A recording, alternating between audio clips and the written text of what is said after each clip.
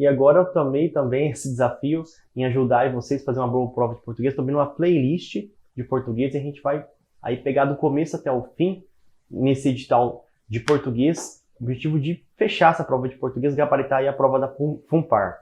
Para quem não me conhece, meu nome é Johan Nagano, eu sou perito criminal, também estudei para os concursos das Polícias Civis, tive 5 aprovações, 5 concursos da Polícia Civil e agora dedico os últimos anos aí para lecionar e passar informações sobre concursos públicos. Já fiz um vídeo introdutório sobre essa prova da Polícia Civil do Paraná, falei sobre os principais pontos que você deve considerar na hora de se preparar e agora quero entrar mais especificamente na parte de português, porque é importante você ir muito bem e se fechando a prova de português você já garante aí 30% da sua prova e fica tranquilo, bem mais próximo aí de fazer uma boa pontuação para pelo menos ficar acima da nota de corte, tá? E hoje a gente vai falar sobre começar já essa série de vídeos aí. Vai ser uma série de vídeos, como eu falei, eu vou abrir uma playlist, se você quer acompanhar então vai ter mais conteúdo. Inscreve aí para você pegar todo o conteúdo de português e outras informações sobre o concurso até o dia da prova, beleza?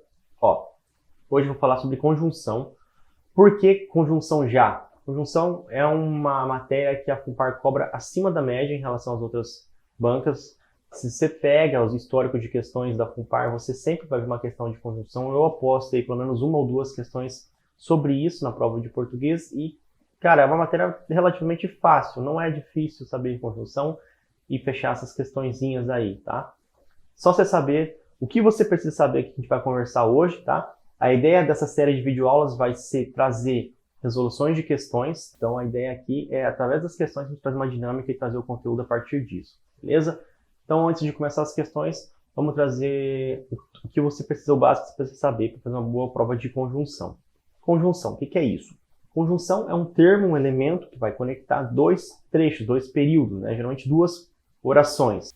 E ele vai trazer uma carga semântica para essas 2 orações. O que é isso? O que é carga semântica? Carga semântica é um sentido. A conjunção vai estabelecer um sentido na hora que ele conecta 2 orações. Esse sentido pode ser de adição, pode ser um sentido de oposição, um sentido de proporção, de conclusão, de explicação. E é isso que a FUNPAR vai querer de você na prova. Ela quer que você diga qual é o sentido estabelecido pela conjunção, tá? É isso. Então, sem enrolação, vamos para a nossa primeira questão, tá? As questões estão aqui na descrição. Baixa aí o material, faz as questões antes, depois acompanha aqui a resolução. Vou estar olhando aqui para o lado, porque eu vou estar lendo as questões junto com você. Temos as mesmas emoções de nossos ancestrais. Espaço, as respostas delas passaram a ser diferentes. Espaços. Se a mente humana evoluiu segundo as leis da seleção natural, hoje ela obedece também às regras da sociedade e da cultura. E a FUNPAR vem pedindo para você completar com a conjunção correta ali nas 2 lacunas, tá? Aqui é o contrário. A FUNPAR ela não traz 2 orações com uma conjunção e pede o sentido da conjunção na frase. Ela faz o contrário. Ela tira as conjunções do trecho e pede que você complete as conjunções, tá? Para fazer as questões de conjunções, então, você precisa entender quais são os 2 trechos e qual a conjunção conectando esses 2 trechos e o sentido que a conjunção dá para esses 2 trechos. Segue essa receita, fechou, não tem que saber mais que isso. Então, trecho 1 ali. Temos as mesmas emoções de nossos ancestrais. Trecho 2. As respostas a elas passaram a ser diferentes. E aí, encaixar uma conjunção. Então, qual é a relação estabelecida entre esses 2 trechos? É uma relação de conclusão, de diversidade, de proporção? Ó, a gente já consegue perceber o seguinte. Temos as mesmas emoções de nossos ancestrais. Se nós temos as mesmas emoções de nossos ancestrais, o natural é que as respostas a elas, e a elas é um pronome pessoal que vem substituindo emoções, então as respostas a essas emoções sejam as mesmas, não sejam diferentes. Afinal, a gente tem as mesmas emoções. Então tem uma ideia contraditória, de oposição ali, de adversidade.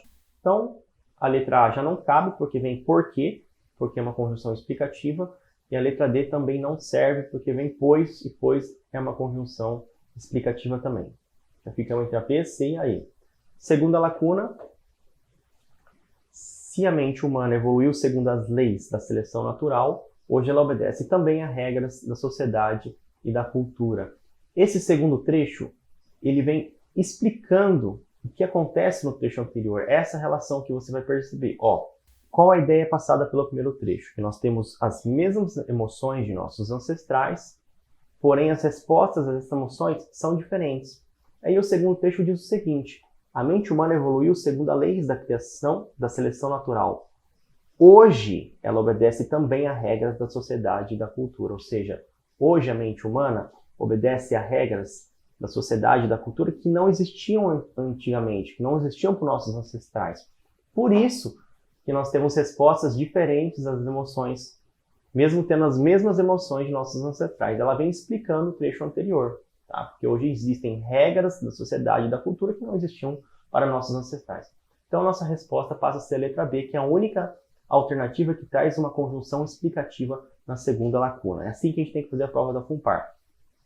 Encontrar os dois trechos, encontrar a conjunção e aí entender simplesmente qual é o sentido estabelecido entre essas duas conjunções. Beleza?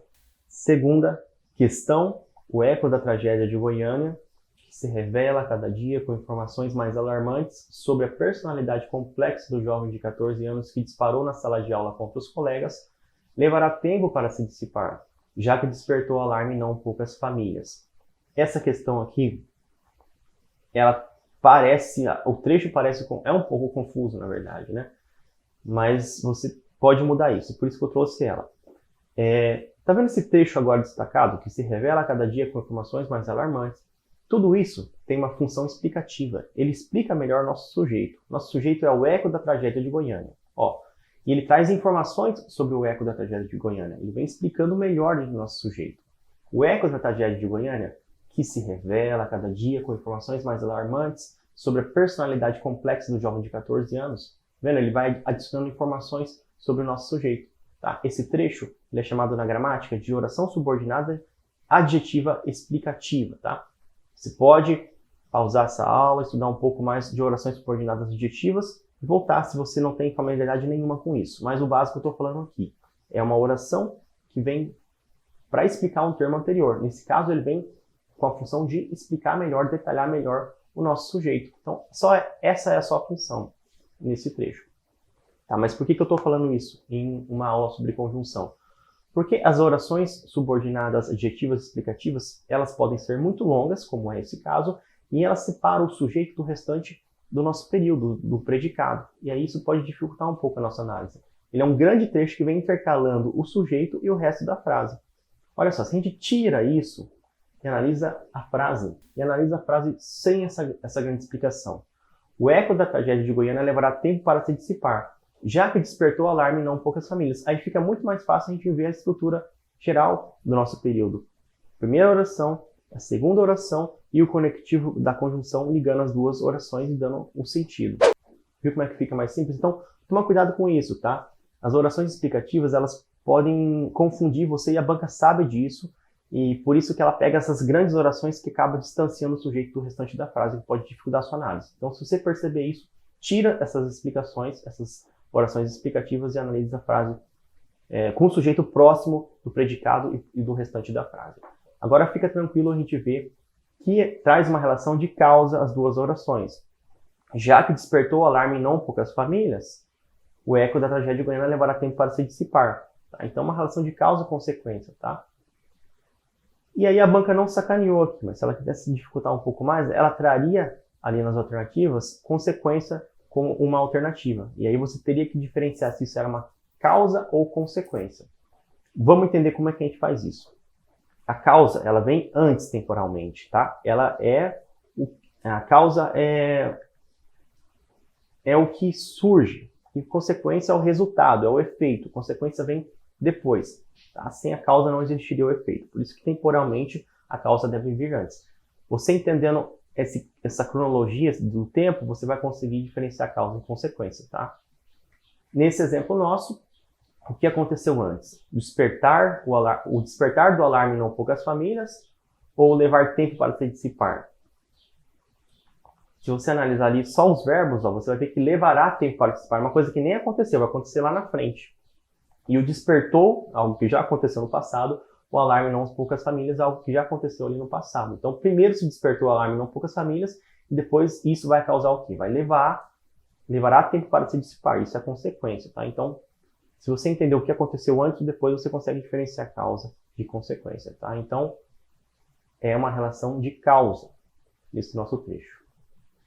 Ok, então, para finalizar com uma questão mais tranquila, também da FUNPAR, é uma prática que exige muito foco e concentração, assim como a habilidade de se ligar do mundo exterior. Que essa frase, na verdade, quer passar o seguinte: é uma prática que exige muito foco, concentração e habilidade de se desligar.